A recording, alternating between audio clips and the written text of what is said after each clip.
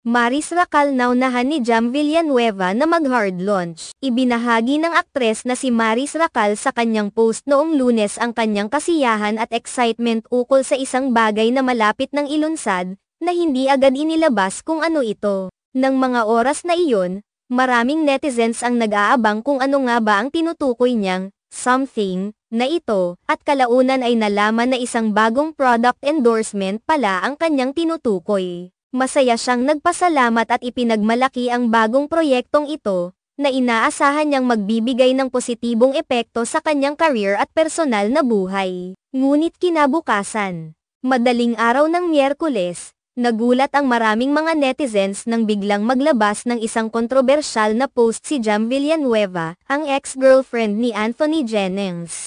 Nakatambal ni Maris sa isang proyekto. Ibinahagi ni Jam sa kanyang social media account ang ilang screenshots ng private conversations nila ni Anthony, na naglalaman ng mga mensahe na may kinalaman sa kanilang relasyon at ang mga detalye ng mga personal na usapan. Ang mga screenshot na ito ay nagdulot ng kaguluhan at abala sa mga tagahanga ng mga sangkot, pati na rin sa mga netizens na hindi inaasahang makakalabas ang mga pribadong mensahe na ito sa publiko. Hindi may kakaila na ang hakbang ni Jam na ibahagi ang mga pribadong mensahe ay nagkaroon ng malaking epekto sa mga tao na nakasaksi sa insidente, at maraming mga reaksyon ang sumabog sa social media. May mga taong nagsabing dapat ay hindi na ito ipinalabas, dahil may mga batas na nagpoprotekta sa privacy ng mga individual.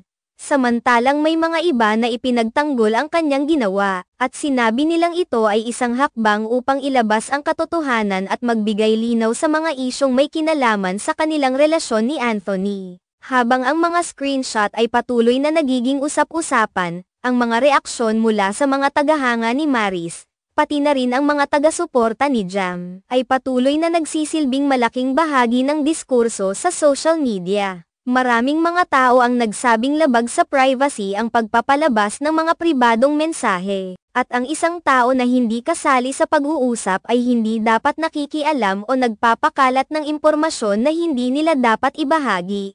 Gayunpaman, may mga nagsabing ang mga post ni Jam ay bahagi ng kanyang sariling pagsasabi ng kanyang panig. At may mga pagkakataon na ang isang tao ay napipilitang magsalita upang ipaliwanag ang kanilang nararamdaman. Sa kabilang banda, ang excitement ni Maris tungkol sa kanyang endorsement at ang mga plano niya para sa kanyang career ay naging sanhi pa ng mas maraming komento at diskusyon. May mga nagsabi na baka ang kontrobersya na bumangon ay makasama sa kanyang imahe bilang isang public figure. Ngunit mayroon ding mga nagpasalamat kay Maris sa pagiging transparent at totoo sa kanyang mga tagahanga. Sa kanyang mga posts at updates, ipinakita ni Maris na kahit anong pagsubok ay kaya niyang harapin, at umaasa siya na patuloy ang suporta mula sa kanyang mga fans. Sa ngayon, wala pang pahayag mula kay Anthony Jennings o kay Maris Racal hinggil sa mga isyong lumitaw matapos ang pagsisiwalat ni Jam Villanueva. Tinutukan ng maraming tao ang isyo ng privacy, at maraming katanungan ang lumitaw hinggil sa hangganan ng pagiging bukas sa social media at ang karapatan ng bawat isa sa kanilang personal na buhay.